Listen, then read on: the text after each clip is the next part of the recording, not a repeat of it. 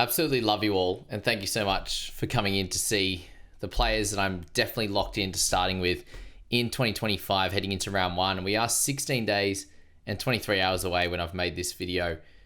What's absolutely criminal though is this video is going to, and podcast is going to get so many listens and so many more views than the overall strategy video that I posted earlier today. That video I think is probably close to the most important video that you will watch. You know, there's so many of these other ones. We're going through players and we should have a general idea on players right now. But what you do need to know, and the guys that have watched that, well done to you guys. I do expect you in that top 1,000, that top 500, those types of spots. If you do that correctly in the strategy that I've laid out, I think you'll at least be in that top 1,000. If you aren't silly with certain moves and the way you structure your season, then you should do well. So please, I implore you, go check that one out. The road to coming in the top 100, and the rest is up to you. Please go and check that one out. It's super important, in my opinion, to do really well in NRL Fantasy in 2025. So currently, out of my last 10 videos, it's number 10 on the list for views, and it should be a lot higher than that, in my opinion. But that's me. Now, Pete Mamazelis, he's number 1 on this list, and we're going to have, I'm going to reveal all the players, and then we'll discuss my strategy and how I'm going to look to build around them, because that's the theory here. You know, there's a couple of cheapies, there's a couple of guns, and then we have to fill out the rest of the spots. And right now, I've used $4 million basically. So 7 players so far for $4 million, which leaves 6 left for 14 players. And yeah, it shows that I've got a couple of cheapies and a couple of guns in that spot there. And Pete, if he gets that starting spot, he has to be in our side. So just make sure you lock him in to your team for round 1 if he's the starting 9. You know, even with guys like Humphreys or something like that could be in the 14, they're likely to take some minutes off him, whether it's Sevilla Havili, who could be the other guy as well, to do that job and take a few minutes. We know that Pete, when he gets in that starting role, he does really well, and he could have anywhere between 10 to 25 sort of points of value, depending on what happens with minutes for him. So that's Pete Mamazelis. All right, we do move on to the mids, and Connor Watson would be in the hooker slot as well. So he's going to end up with that duel once he gets named there in the hooking slot for round 1. I think that at a minimum, you're going to get what he's priced at, pretty close to that 50, and I do think there's upside towards the mid 50s to the high 50s, and I think it's great to have someone that can cover hooker if something goes wrong. So to have 2 guys there at the moment in Pete Mamazelis and Connor Watson, I think is a lock in my side. Loved watching Watson play. If he's going to be pretty well locked into playing in the middle, the minutes should be there. The tackles will definitely be there, and he'll be able to play a little bit of attack in there and getting out dummy half and running and the like as well, given he's going to be one of their more experienced and an origin level player, which they still have plenty of, but they've lost a lot of experience since coming over from 2024 to 2025. So Connor Watson will be in my side round 1. And the point of this video as well is to have me lock these players in and have it on video evidence and podcast evidence that I'm not changing or moving these guys. Terrell May, 670k, is the next most expensive guy in this top section, and he will be in the side. He's 100% first picked before all of the others. He has crazy upside, 5+ minimum, and could go all the way up to 10 to 15 plus points of value, and could get to Isaiah Yeo, Payne Haas levels easily in the midsection, which is close to 200k in value. So lock Terrell May in. That's super simple. Isaiah Yeo is locked into my side for round 1. Yes, it's off the back of what we've seen from him, in the back end of last year where I got absolutely burnt, but it's what he's accumulated over the last 2 years. He becomes even more important to this Panthers side. Obviously when Cleary missed some time over the last few years, and then Yeo has had to step up, but he doesn't have Luai anymore. They have lost some, plenty of other leadership in guys like Stephen Crichton, for example, and they've lost their big dog middle forward in James Fisher-Harris. So Isaiah Yeo has to be on the park for as long as possible, and he does it week in, week out. He doesn't get injured, so you have to factor that durability and the consistency in. And for me, he's a good chance of being my captain in round 1. I haven't decided yet, and that's why you don't see any captain or vice on any of my players, but he with the consistency that he shows and has that ability to go big in round one, like you've seen guys like Payne Haas have, Isaiah Yeo, with no bye early, will be locked into my side for round one. As I said, guys, stick around once you see all the players to hear about my strategy and the different things that I am going to be looking for to fill out the rest of my squad. Moving down the list, we have our two halves, Nathan Cleary and Sandon Smith. So with Nath, again, very high chance as well. Either Isaiah Yeo or Cleary will be my captain. Well, they'll definitely be my captain and vice in round one.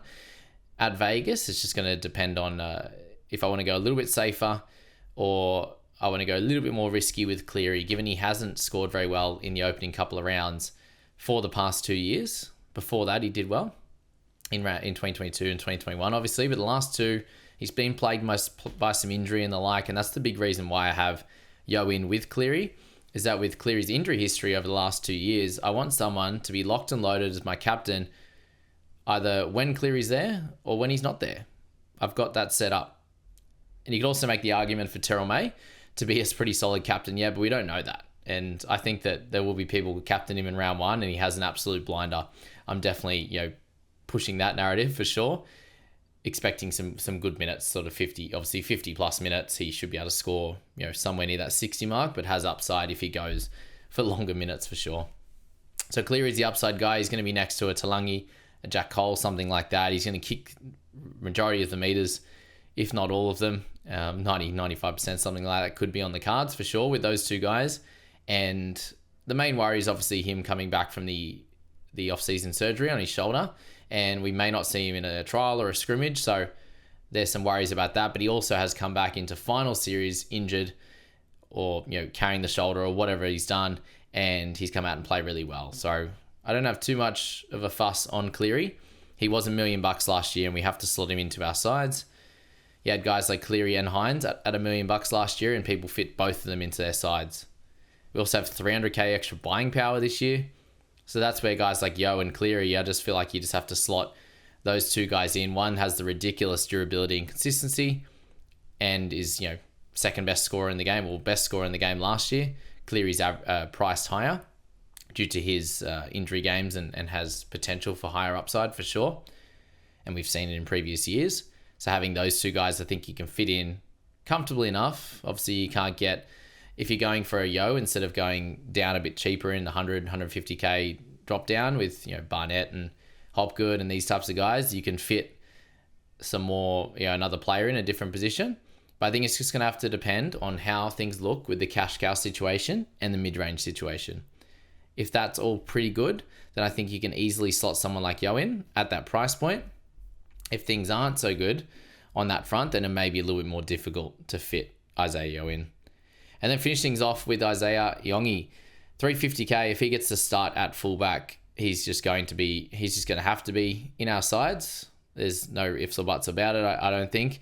Yes, he comes up against Storm in round one, but it's what you're getting post that. And he could just, score 30 odd in base anyway with 200 run meters and a couple of tackle breaks and the like, even if he doesn't get attacking stats. So that's the current situation I'm looking at. And now to go over my general strategy with what we're looking at and how we can sort of fit some guys in. So I've got my two most expensive guys in the side. I've locked in two other keepers in May and in Watson. So that's 4 keepers. And when you look at $6 million for 14 players, I'm probably going to be wanting sort of, in terms of 350K guys and below, I already have 3. And I'd be looking to fit in another 5 or so, I think pretty comfortably there, to get to that 8 to 9 mark. So if you slot, 5 guys at 350K and below, you're looking somewhere between 1 and 1.5 million there. So we'll say 1.2 to 1.5. Take that away for 5 more players, gets me to 9 players left for, let's say it is 4.5 million for 9 players. And that's not a bad little spot to be in either, given that's 500K a player. You have a few guys in there that are close to that early 400s. And then you do have a little bit more space for the 4 more guns, you'd say, somewhere around that Watson, May, 663, 670 type of range. Or you can go down to, you got the Papali'is, we got the Batemans, Hoskings, all these guys a little bit under 600K. So mixing and matching a few of those guys with a few of the 400K guys and potentially could fit one more guy under 350. If all things align, you could have 10 guys under there with sort of 7 guys around the 250 to 275 mark. Royce Hunt, little shout out for you there, mate. And then you have a few guys closer to 350, so that doesn't break the bank too much. And then you can have 7 keepers or close to it, and then mixing in sort of 3 to 6 mid-range, something like that, 3 to 7, whatever that is, 400k to 600k type guys in that position. So you don't want to go too heavy, I don't think, in the mid-range for those guys. There's obviously plenty of risk that does arrive in it, and I will be posting up a video with what's going to be about the 58 guys that I'm actually interested in, and we're looking to see what happens with trials and stuff. And for the private group, I've dropped that down, that 58 number, down to about 47 of guys that I'm still looking at, and I think it's going to be a little bit less after these trials. We're closer to that 40 mark for 21 guys, and that includes 13 under 350k guys.